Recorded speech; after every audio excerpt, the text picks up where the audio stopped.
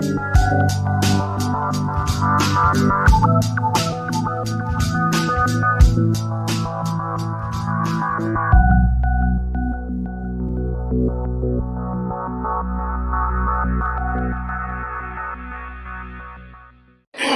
জন্য মহান রব্বুল আলামিনের দরবারে সমস্ত আবেগ অনুভূতি উজাড় করে আমরা সকলে চিৎকার করি, শুকরিয়া আদায় করি, সকলে বলি আলহামদুলিল্লাহ।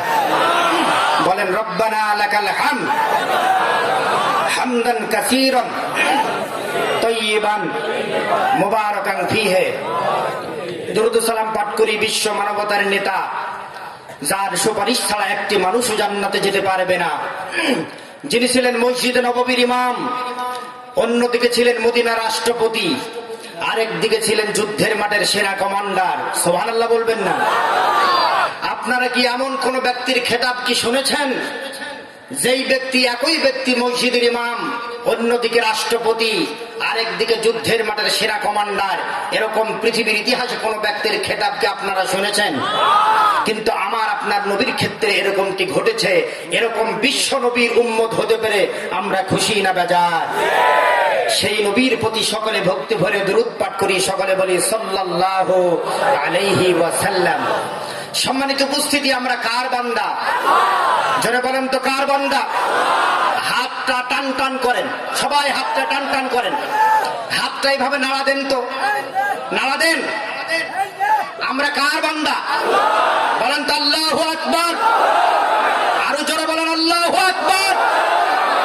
শয়তান এখনো কাঁটাতারের এদিকে আছে, একেবারে দিল্লির শয়তান দিল্লিকে পাঠাতে হবে। বলেন আল্লাহু আকবার।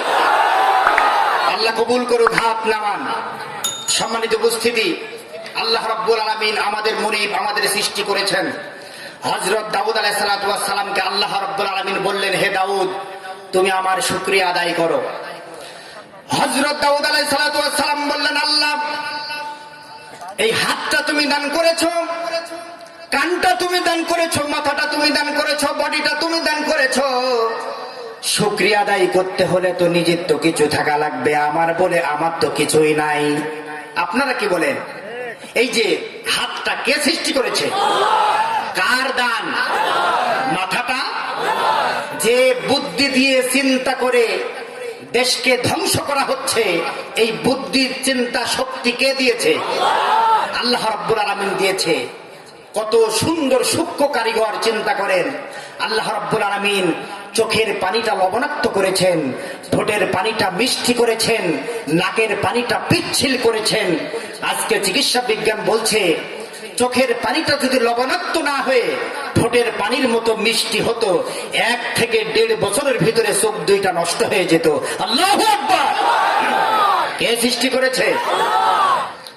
হযরত দাউদ আলাইহিস সালাতু ওয়াস সালাম বললেন, আল্লাহ, কি দিয়ে তোমার শুকরিয়া আদায় করব? আল্লাহ রাব্বুল আলামিন হযরত দাউদ আলাইহিস সালাতু ওয়াস সালামকে বললেন, দাউদ, তুমি যে বুঝতে পেরেছো তোমার বডিটা আমি দান করেছি, হাতটা আমি দান করেছি, মাথাটা আমি দান করেছি, তুমি যে বুঝতে পেরেছো, এই জন্য আমি আল্লাহ এত খুশি হয়েছি।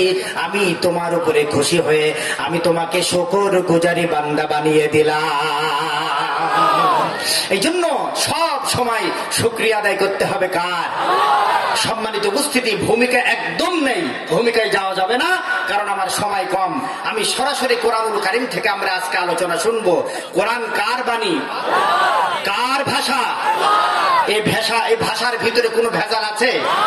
দুনিয়ার নেতা নেত্রীর কথার ভিতরে ভেজাল আছে না নাই? জোরে বলেন, ভেজাল আছে না নাই? কথা দিয়ে কথা রাখে না, যে কথা বলে তার উল্টো কাজ করে, এরকম আছে না নাই? কিন্তু আমার আল্লাহর কথার ভিতরে কোনো ভেজাল আছে? সেই আল্লাহর কালাম থেকে আমরা কথা শুনবো, মন খারাপ হবে, কষ্ট লাগবে, দুঃখ লাগবে, চোখ মোটা মোটা হবে, ভয় পাবেন আপনারা।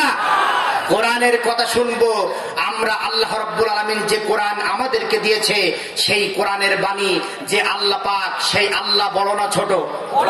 জোরে বলেন, বড় না ছোট? ভালো করে খেয়াল করেন মুসলমান।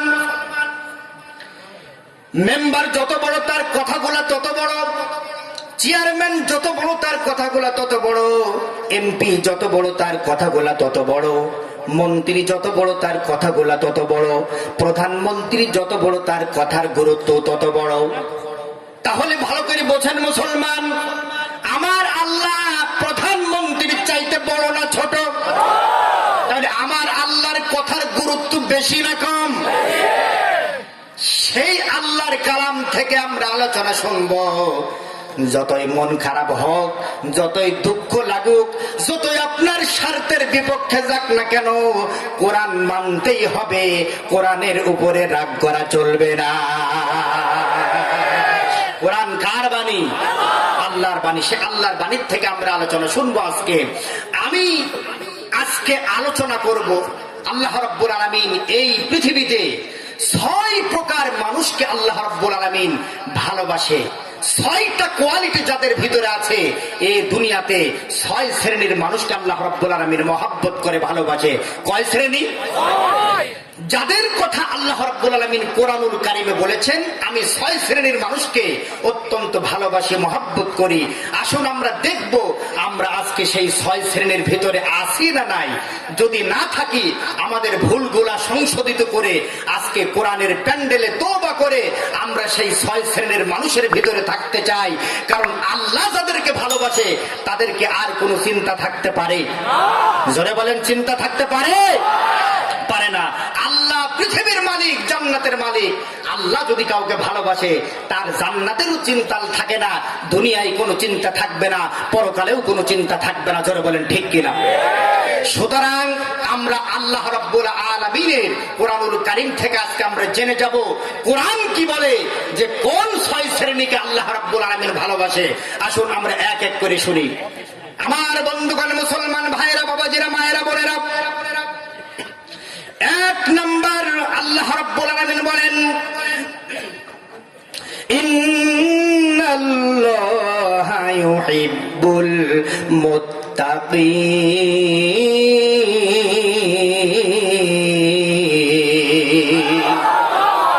আল্লাহ রাব্বুল আলামিন বলেন, 1 নম্বরে আমি তাদেরকেই ভালোবাসি। এই পৃথিবীতে যারা মুত্তাকি, যারা পরহেজগার, যারা আমি আল্লাহ রাব্বুল আলামিনকে ভালোবাসে, আমি আল্লাহ তাদেরকে ভালোবাসি। জোরে বলেন সুবহানাল্লাহ।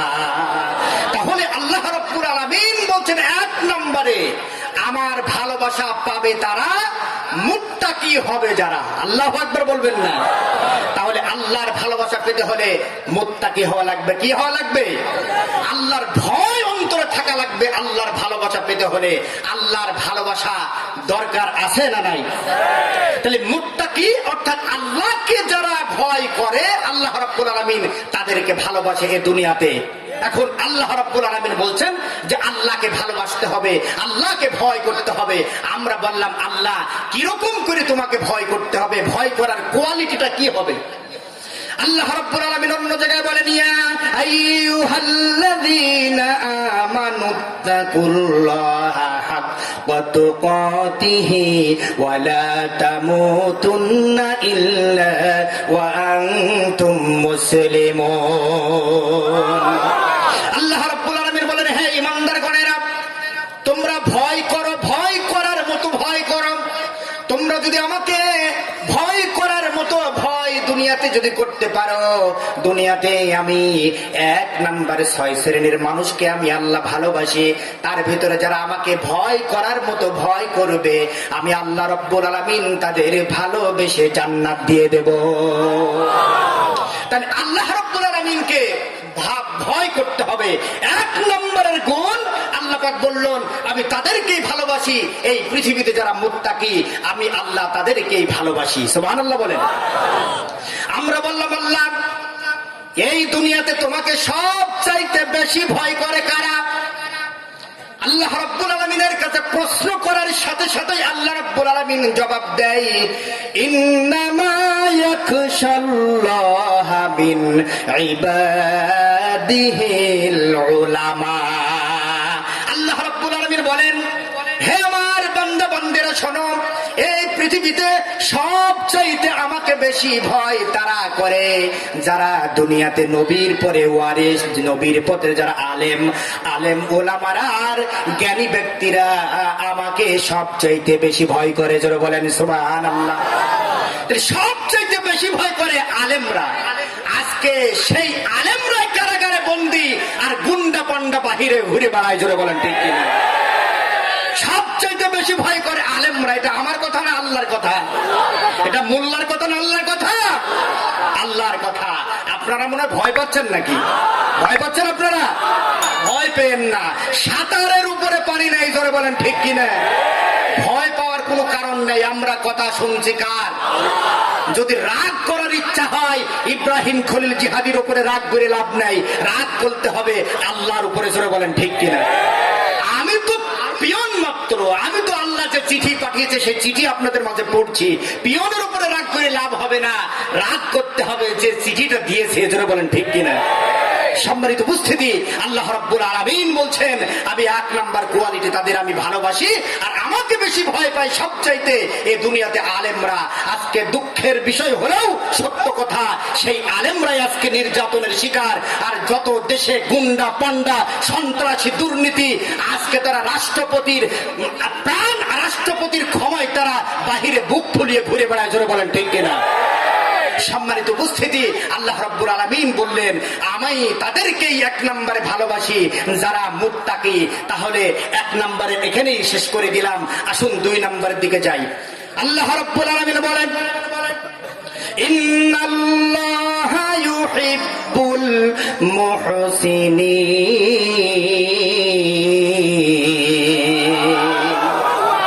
আল্লাহ রাব্বুল আলামিন বললেন 2 নম্বরের গুণ, দ্বিতীয় শ্রেণীকে আমি সবচেয়ে বেশি ভালোবাসি তাদেরকে যারা দুনিয়াতে ভালো ভালো কাজ করে। কি কাজ করে? ভালো কাজ করে। আমরা বললাম আল্লাহ ভালো কাজের মানদণ্ড কি হবে, কিরকম ভালো কাজ আমরা করতে পারি? আল্লাহ রাব্বুল আলামিন অন্য একটা আয়াত নাজিল করে জানিয়ে দিলেন মান আমিলা সালিহাম মিন যাকারিন আও উনসা। আল্লাহু আকবার।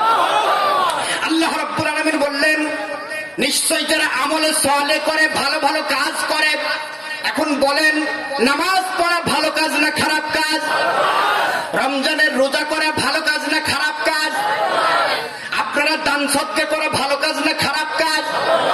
সব ভালো কাজগুলো যদি আমরা করতে পারি, আল্লাহ রাব্বুল আলামিন বলেন দুনিয়াতে যারা ভালো কাজ করবে আমি আল্লাহ তাদেরকে ভালোবাসি। জোরে বলেন সুবহানাল্লাহ। তাহলে ভালো কাজ করার দরকার আছে না নাই? জোরে বলেন আছে না নাই? ভালো কাজ করতে গেলেই কিন্তু বাধা আসবে। আসতে ঠিক না জোরে ঠিক? ভালো কাজে বাধা বেশি না কম? বেশি। ভালো করে বুঝবেন, আল্লাহ রাব্বুল আলামিন বলেন দুনিয়াতে যারা ভালো কাজ করতে যাবে তাদের 1 শ্রেণীর মানুষ বাধা দেবে। এই দুনিয়াতে সবচাইতে ভালো কাজ করেছে আমার আপনার নবী জনাবে মুহাম্মদুর রাসূলুল্লাহ সাল্লাল্লাহু আলাইহি ওয়াসাল্লাম। সবচাইতে ভালো কাজ করেছে। আল্লাহ রাব্বুল আলামিন বলেন ওয়ামান আহসানু কাওলাম মিম্মান দাআ ইলাল্লাহি ওয়া আমিলা সালিহান ওয়া ক্বালা ইন্নানি মিনাল মুসলিমিন।